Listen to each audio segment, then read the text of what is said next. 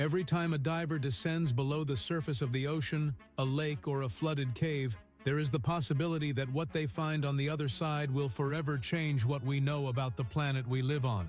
This is not an exaggeration. The history of underwater exploration is full of moments when men and women equipped with oxygen tanks and neoprene suits found things that the most experienced scientists in the world took weeks, months, or even years to fully explain. Treasures that rewrite the economic history of colonialism. War machines believed destroyed forever.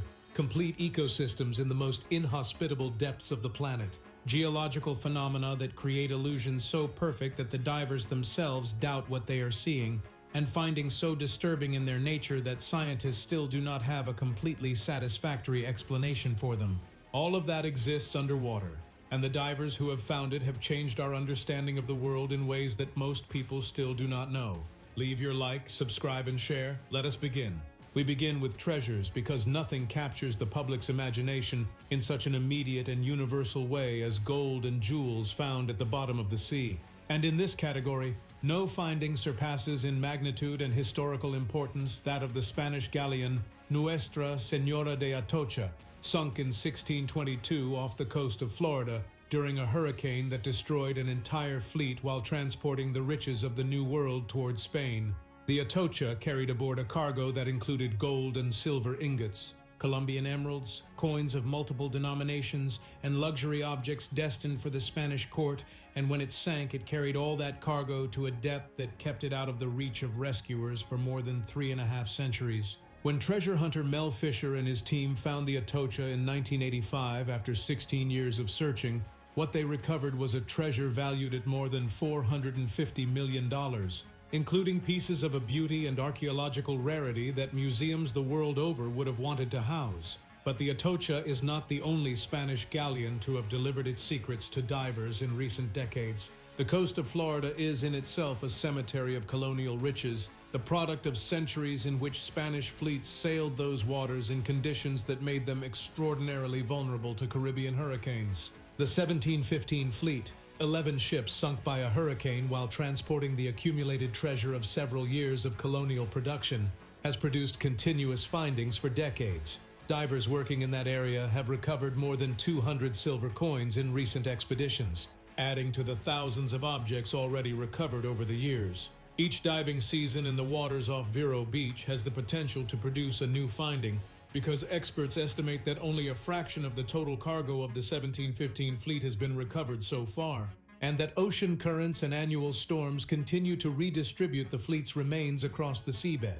The finding of an Enigma machine in the Baltic Sea belongs to a completely different category of underwater discovery, one in which the value is not economic but historical and intellectual. The Enigma machine was the cipher device that Nazi Germany used during the Second World War to encrypt its military communications, creating a code that the Allies took years to decipher, and whose breaking, achieved largely through the work of Alan Turing and his colleagues at Bletchley Park, was one of the decisive factors in the outcome of the war.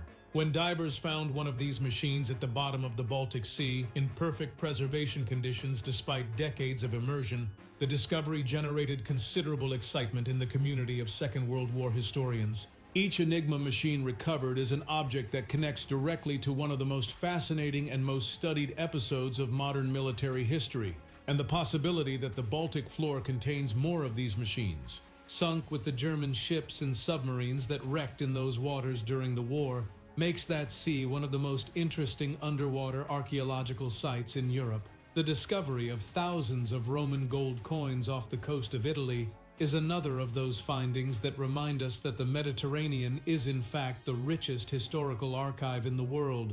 A sea that for 2 millennia was the center of the known world, and whose depths hold the remains of countless vessels, commercial transactions, and historical events that history books can only describe in fragmentary fashion. The Roman coins found by divers on Italian coasts are pieces that belong to real people who lived 2,000 years ago, who minted them, exchanged them, lost them in shipwrecks, or hid them in moments of crisis and could never recover them. Each of those coins is a tangible link with a past that we otherwise know only through texts and artistic representations. Leave your like, subscribe, and share. But not all extraordinary findings by divers are treasures in the conventional sense of the word. Some of the most impactful discoveries that divers have documented are natural phenomena of a beauty and rarity that defy description. Cenote Angelita on the Yucatan Peninsula in Mexico is one of those places that divers who have visited it describe as an experience that fundamentally alters the perception of reality. The cenote is a flooded cave with fresh water in its upper part and salt water in its lower part. And in the transition zone between the two water masses there exists a halocline, a layer where the difference in salinity creates extraordinary optical effects. But what makes Cenote Angelita unique is that in that transition zone, hydrogen sulfide also accumulates, a gas that forms a dense, opaque cloud that runs along the bottom of the cenote as if it were the course of a river. From above, divers see what unequivocally appears to be a river, with its defined banks, its apparent flow, and its eddies, at the bottom of an underwater cave. It is a perfect illusion created by the chemistry and physics of water, and the photographs and videos that divers have captured in Cenote Angelita have become some of the most shared and most commented images of underwater exploration on the internet, precisely because what they show seems so impossible that the first reaction of those who see them is disbelief. The Great Blue Hole of Belize is another of those natural underwater phenomena that divers have documented with results that exceeded scientific expectations. Visible from the air as a perfect circle of dark blue water amid the lighter colors of the coral lagoon that surrounds it, the Great Blue Hole is a karst formation, a cave formed during the last glaciation when sea level was much lower, and that was submerged when the ice melted and the sea rose. Its diameter is approximately 300 meters and its maximum depth 125 meters, and for years it was known primarily as one of the most spectacular diving sites in the Caribbean, thanks to the clarity of its waters and the beauty of its stalactite walls. But when an exploration team led by oceanographer Fabien Cousteau conducted an exhaustive three-dimensional mapping of the Blue Hole, what they found in its depths revealed something that conventional diving expeditions had not documented in sufficient detail. At 90 meters depth, in the zone where the water becomes completely anoxic, without oxygen there exists a layer of toxic hydrogen sulfide that creates an environment in which practically no animal can survive. And in that zone, the explorers found the remains of marine animals that had descended and died upon contact with the toxic water, perfectly preserved by the absence of oxygen that prevented their decomposition. It is a death zone at the heart of one of the most visited tourist sites in the Caribbean, a detail that diving brochures rarely mention. Technological advances have allowed scientific divers to take their research to a level of detail that would have been impossible in previous generations. The development of underwater microscopes operable by divers is one of the most elegant examples of how technological miniaturization is transforming field marine biology. These devices allow scientists to observe corals in their natural environment, at the actual temperature and pressure at which they live, without needing to extract them and take them to a laboratory where artificial conditions could alter their behavior and physiology. The images these underwater microscopes have captured of the processes occurring on the surface of corals, including the symbiosis with zooxanthellae algae that give them their color and energy, the mechanisms of coral bleaching, and the responses of corals to environmental stress, have provided information of direct relevance for understanding and eventually mitigating the coral reef crisis affecting all the world's oceans. In the deepest zones of the ocean, the so-called Hadal trenches that extend beyond 6,000 meters depth, divers and ROVs have found ecosystems that no one expected to find with the diversity and complexity they have proven to have. Completely new species of clams for science have been discovered in these extreme zones, organisms that have developed extraordinary adaptations to survive in conditions of pressure, temperature, and water chemistry that would be lethal for virtually any other known living being. The presence of these clams and other species in Hadal trenches raises fundamental questions about the mechanisms of colonization of these extreme environments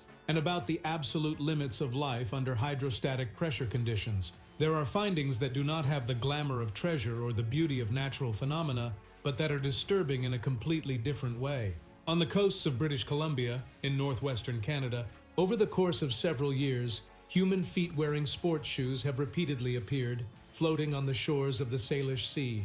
More than 20 feet have been found since 2007, each inside its shoe, separated from the rest of the body to which they belonged. Forensic investigations have determined that these feet belong to people who drowned in the area, and that the separation of the foot from the rest of the body is the result of the natural decomposition of the organic tissue connecting the foot to the ankle, combined with the buoyancy of modern sports shoes that keeps the feet near the surface while the rest of the body sinks. It is a perfectly explainable phenomenon from a forensic scientific standpoint, but its nature makes it one of those findings that are difficult to process emotionally, regardless of how much the technical explanation is understood. At the opposite end of the emotional spectrum, the underwater museums that artists and organizations have created at various points in the world represent a completely different category of discovery.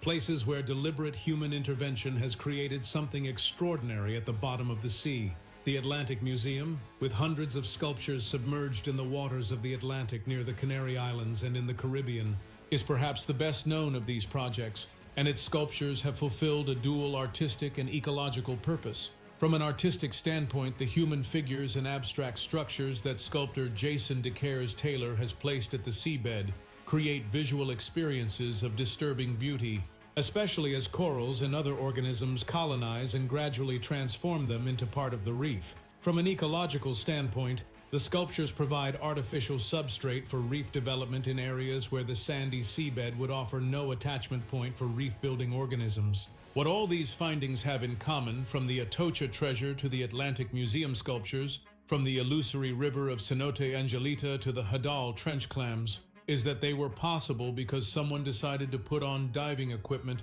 and descend into the darkness to see what was on the other side of the surface. The ocean covers 70% of the planet's surface and for the most part has not been explored with the detail it deserves. What divers have found in the areas they have explored is extraordinary enough to guarantee that what remains to be discovered in the unexplored areas will exceed any expectation we can have today. Each dive is a possibility, and some of those possibilities change the world. Leave your like, subscribe, and share. Until next time.